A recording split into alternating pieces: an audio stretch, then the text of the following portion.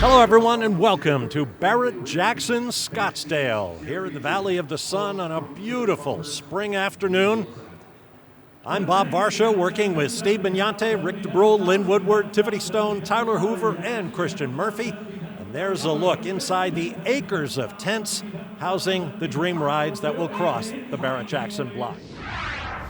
Lot number 1373, 1997 Lamborghini Diablo VT convertible. One of 132 produced for the U.S. market between 1997 and 1999. Powered by a mid-mounted 5.7-liter, 485 horsepower V12 engine, 48-valve V12 engine, 5-speed manual transmission, all-wheel drive. It's from the Larry Winkler collection. Some states issue miles exempt titles after 10 years.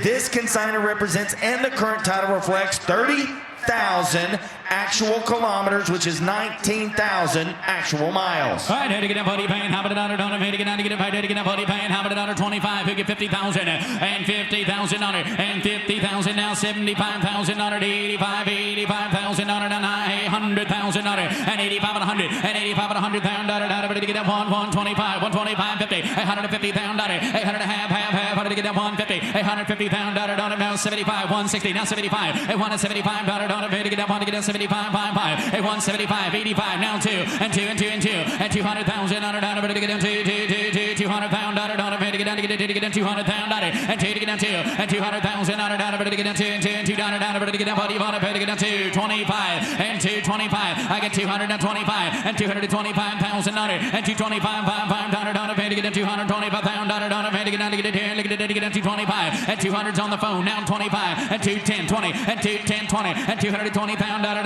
get down 220 pound on it, and to get down 22, to get down 22, to go 20 pound on it, to get down 30, 40, 40, 40, and 240,000 on it, and 240,000 on it, to get down 40, and 230, 240 pound on it, to get down 240 pound on it, and to get down 40,000 on a tray. Finish in blue over well-maintained cream interior. The title shows the odometer reading as actual miles rather than kilometers. 19,000 actual miles. 25, to get down 225, and 225, 5 on it, to get down 225, and 225,000 on it, to get down 5 on the phones, you're all out, and 225, and 225, now 50, and 230, internet, you're out, and 225 to get down 30 on it, to get down 225 to get down 30 pound on it, to get all in, all done, and 230 pound on it, to get down 225 to get down 230 pound on it. A car is sold for $225,000 on the phone, Laura. Right now we're at $200,000 bid on this 2016 Dodge Viper ACR. You know, it's really amazing how far the Viper had come in its 20-year lifespan. The 95 I had is nothing like this, a very primitive vehicle. Same V10, but everything has been changed to this point where the ACR was setting lap records pretty much everywhere in 2014 when this came out. At the same time, in 2016, about 40,000 Corvettes were sold. Well, check this out. About 3/4 of them had automatics, and that includes the ZR1, which was the Viper's closest competition. I dare say that if Viper had offered an automatic along the way, they might have had a bigger chunk of that Corvette market. But again, these were all 6-speed manuals, which I applaud in one hand.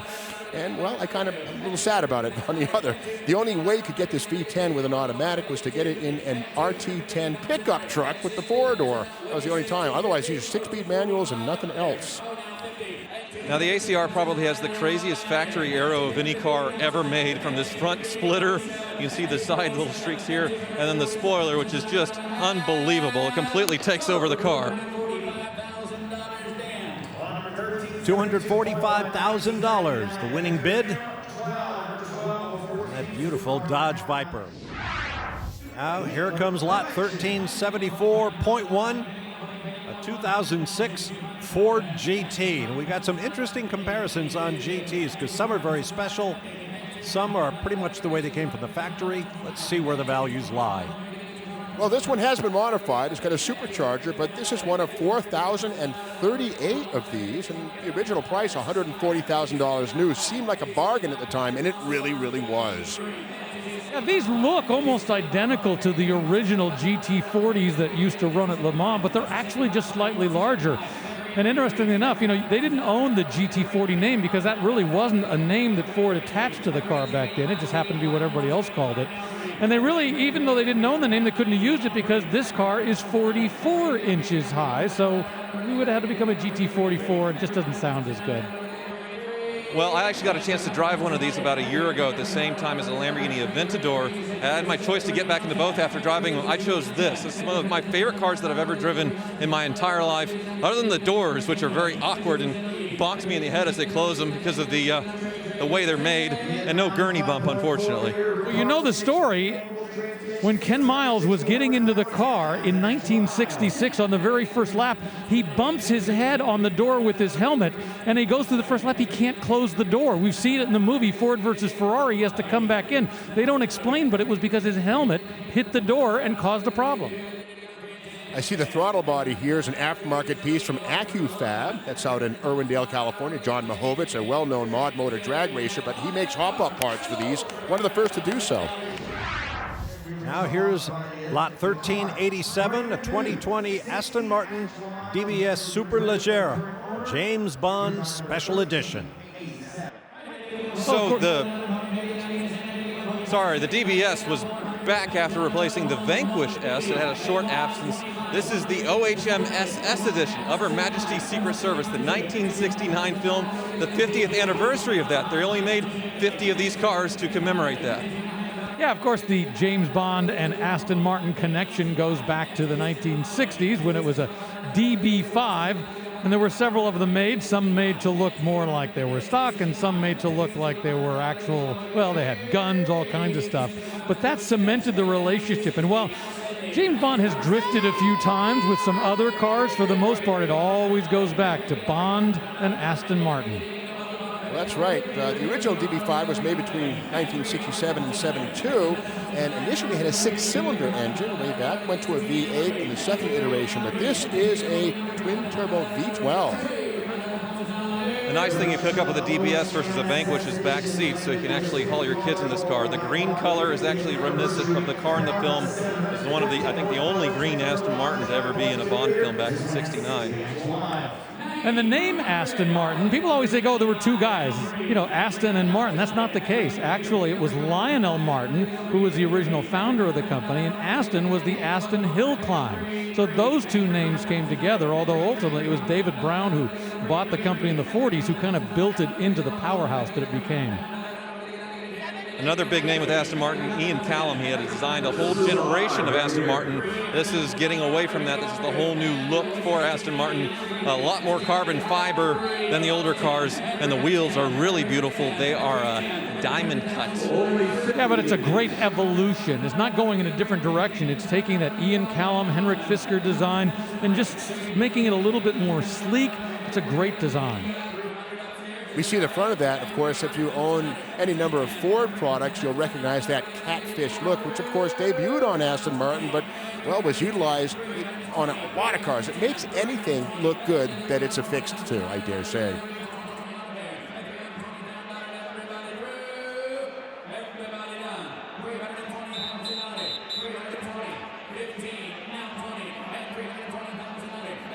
Well, like we were joking yesterday, just give me a black tuxedo and hop me in this thing, and I look like James Bond. Well, this at least is a Bond car.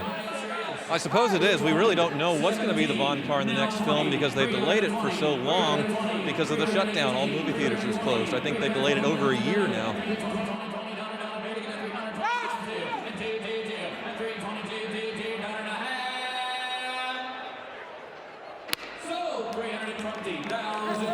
$320,000, and you could be James Bond. Here's line number 1375. We continue in our catalog order. 2005 Ford GT. This original Ford GT has 1,300 actual miles. Powered by a 5.4-liter 8-cylinder engine made into a 6-speed manual transmission. Carfax shows Ford Motor Company manufacturer safety recall issued on 1/27/2019. Passenger airbag inflator replacement. Some states issue miles exempt titles after 10 years. This consignor represents, and the current title reflects, 1,390 actual miles.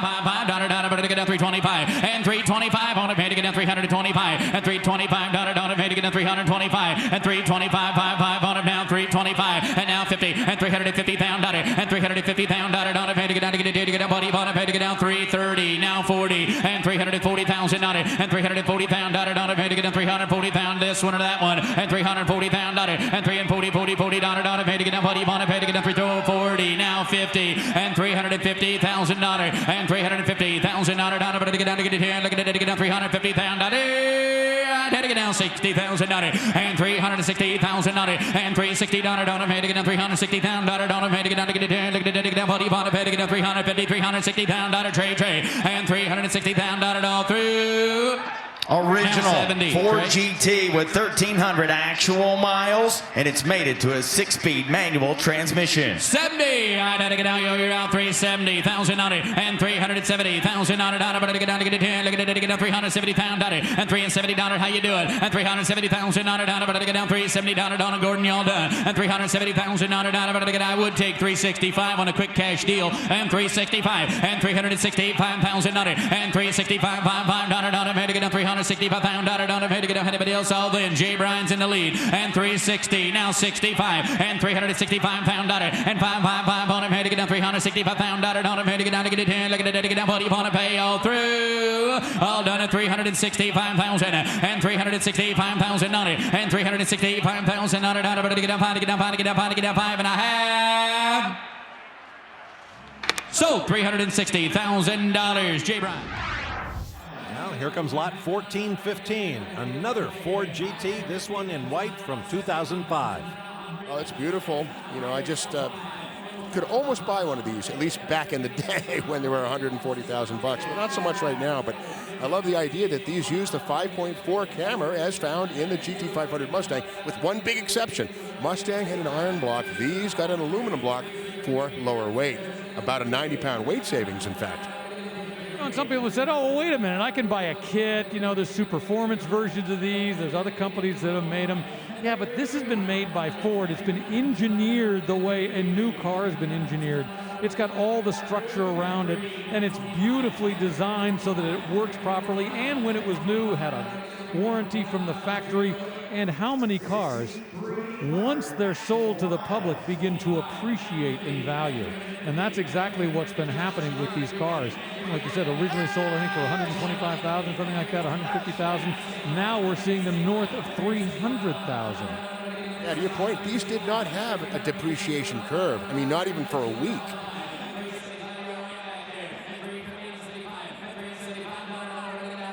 Well, I absolutely love the new Ford GT because you had to go in a different direction. Well, when you look at this, it just evokes those Ford GTs that ran in the late 60s and won at Le Mans. It's a beautiful design. Yeah, a moment ago we did see that tapered tail on the modern Ford GT, but here we have a blunt tail. But that's okay because they were paying tribute more to the vintage car than trying to beat the wind tunnel numbers or actually go racing. But these are just a wonderful tribute to celebrate Ford's 100th anniversary. That was another thing. 80, 90, 380, 390, 390, 390, Wow, this isn't even a heritage edition. This is bringing solid money. I think it's slightly ajar. Yeah, sometimes cars that come through here, the hoods are halfway latched and stuff, so don't judge them by what you see in the show field. But yeah, these are made of SMC, sheet molded compound in some areas, aluminum in others. This one's only traveled 6,300 miles since it was brand new. 6-speed manual transaxle, no automatics here. Good or bad, don't know. About a year and a half ago, the Phoenix Art Museum had a display called Legends of Speed, and one of the cars they had was the car that won both in 68 and 69. And once again, it looks so much like this in those Gulf wire colors. Here's lot 1374.2, a 2020 Ferrari 488 Pista. Yeah, Pista, we're talking race edition. I mean, it's taking the 488 and just taking it up to another level. And all the technology on this and the speed and the power, it's got an increase in horsepower as well, over 700. Yeah, this is Ferrari's latest and greatest, I guess, special edition car. If you were lucky enough to get one of these on the list at MSRP, you're someone pretty special. Just like in the past, the Aperta 458 Special definitely will appreciate, as we're seeing. And Ferrari has many iterations of power plants, V12s, V6s back in the Dino days. This one has a V8, 3.9 liters with twin turbos that makes 711 horsepower at 8,000 RPM, which is sky high for Detroit V8 standards anyway. You know what's been impressive with Ferrari is the fact that, I mean, ultimately, yes, it's part of Fiat and it has a broader reach, but ultimately it's not a huge company. And their ability to create technology that they put into their cars has been very impressive. The adaptive suspension, the brakes that you were talking about earlier, they have all kinds of great technology that makes these cars even better. Now, the critique of the 488 is the sound. It doesn't have the same sound or higher revving as the 458, but once again, that's adapting with the times. With emissions, you almost need turbos to have this kind of performance and get by with modern emissions, and you can't dispute the performance. These things are just unbelievable. Keep in mind, too, that turbochargers tend to mute the exhaust note of virtually anything they're bolted to. And in many cases, you can run turbo cars without mufflers because that's how effective they are. Buick Grand National owners know that. You can run a straight pipe, no need for a muffler if you really don't want it. There it is, $425,000 for a great Ferrari. We're going to take a break and return with more from Scottsdale. We've had two Ford GTs at $300,000 and $360,000, and here's a very special one. Craig and Steve talked about it earlier, lot 1377, and no expense spared, all option 2017 Ford GT. And we're already closing in, just about to hit $1 million. Now you have to remember, when people originally bought these, first you had to get approved by Ford to be on the list to be a potential buyer. And then once you bought it, you had to agree not to sell it for 2 years. So that created this pent-up market of all these people who wanted to be able to buy these. And now, obviously, it's starting to see them come to market slowly but surely. And just because 2 years elapsed doesn't mean all of them have been dumped on the market. So they're still not widely available. And the supply and demand game, well, while the first GT was made in huge numbers, 4,038 over its 3-year run, these are being restricted to only 250 per year, which assures exclusivity. At this point in time, there are less than 1,500 of these on the planet. And of course, this is the car, not the actual car, but the base car that went back to Le Mans in 2016, 50 years after Ford first won in 1966. And they were able to win again in the GTLM category with Sebastian Bourdais, Dirk Mueller, and Joey Hand.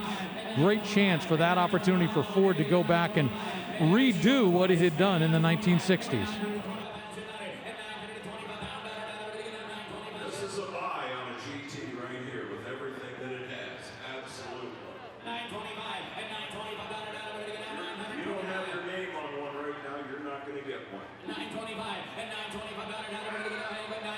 These are quite a bit different from the original GT, or the second gen, I should say. Those had a supercharged V8. These have twin turbocharged V6s. But check this out. These make 97 more horsepower, despite the fact they're smaller. A lot more technology here than the throwback V8 in the GT. Those early GTs had very few options available on them as well. This thing has all sorts of upgrades, including a $12,000 wristwatch that goes with it. I mean, the bottom line, this is simply a race car that's street legal. Speaking of red, here comes the car Craig and Steve talked about earlier.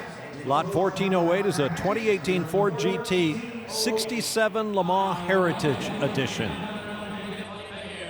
Well, the previous Heritage Edition on the GTs that were made in the, about 15, 16 years ago, that was based on the Ford GT that won in 68 and 69. This is based off of the Ford GT that won Le Mans in 1967, and it had a totally different look. Didn't have that blue and orange. We're at $1 million on this right now. This is the car that was based on the car that Dan Gurney and A.J. Foyt drove to victory. An amazing victory the second year that Ford was at Le Mans. the astonishing thing is that if you had a time machine and you brought this back to 1967, this car could undoubtedly compete at Le Mans without any problems. Maybe just tires and maybe even win the field. You don't need a time machine. But it's a stock, it's a car you can drive every day. Think about that. Well, you got to remember, I mean, there were all these complications in what they were trying to do back then. It wasn't easy for them to pull it off. This is a much more civilized car. And don't forget, they took this car back to Le Mans in 2016 and were able to race at Le Mans with Chip Ganassi's team and win 50 years after the original Ford GT win. And I go back to the fact, it's so amazing. The GT40 was able to win in 66, 67, both under Ford ownership, and then 68 and 69 when John Wyer came back with some of the original cars. I love the view from the rear. The cockpit tapers to a point at the rear, creating two hallways for the air to come right through, be directed through the spoiler. This was absolutely designed in the wind tunnel.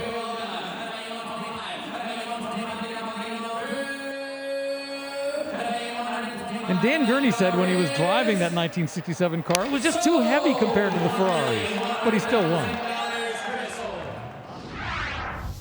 1969 Ford Mustang Boss 429.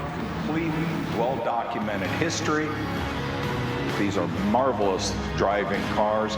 The sound, the feel, it's a Ferrari.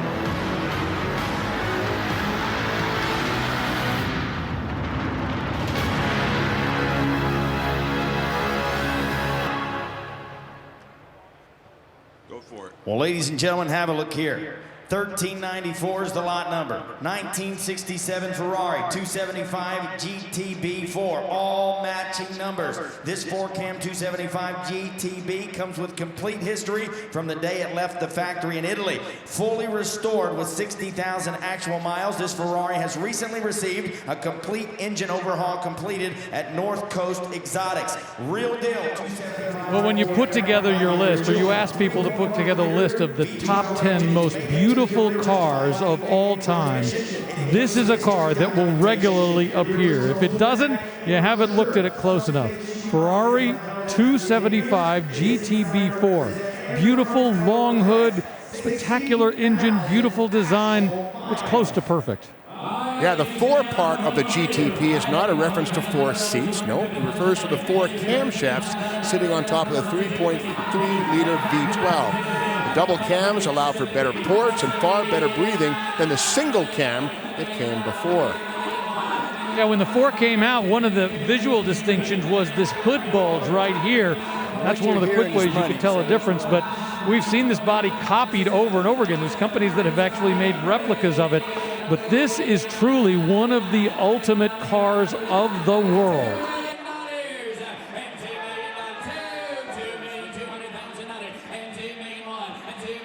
Yeah, this contour here at the back is just gorgeous. Almost identical to the 250 GT short wheelbase car. Same basic shape right here. So don't forget, we've got multiple bidders in multiple directions. We've got people in the house, and I can look up and I can see Steve Davis. Normally they have a staffer on the phone, but Steve is on the phone with somebody working a bid. You know, you were pointing out that tail. So many cars have used that same design element going past back from that point forward. Once again, everything about this car is so right. And it was really done in an era when Ferrari really wasn't using wind tunnels so much as just eyeing things. It's a Pininfarina design. The bodies were made by Scaglietti. And speaking of, those bodies are a hand-hammered aluminum.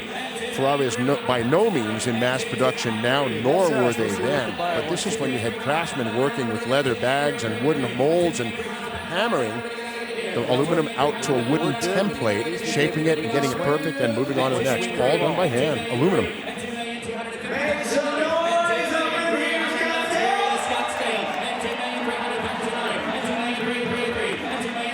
Just a little over 300 of these were built, and Once again, this is a GTB4. You talked about the fork cams, but they also improved other aspects. They improved the suspension. They improved other things. So this is truly a better car than a base 275 GTB. The guy just got it. He just tried to jump the Barrani wire wheels with knockoffs were occasionally seen on these, but these are more durable magnesium 14-inch wheels.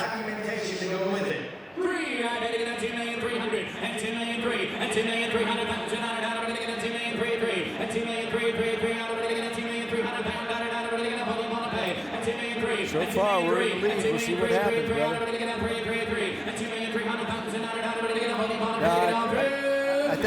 think they're trying to grind it a little bit. Right now, I don't know. Everybody put your hands together. And 2,300,000 on it. And 2,300,000. I want to hear you out there, Scottsdale. And 2,300,000. And 2,300,000. There was a reserve on this car, a minimum bid that had to be reached before the reserve would be lifted. It has been lifted. The car will sell to the high bid. Yes! We just won, my man. And there it is, $2.25 million for a spectacular Ferrari.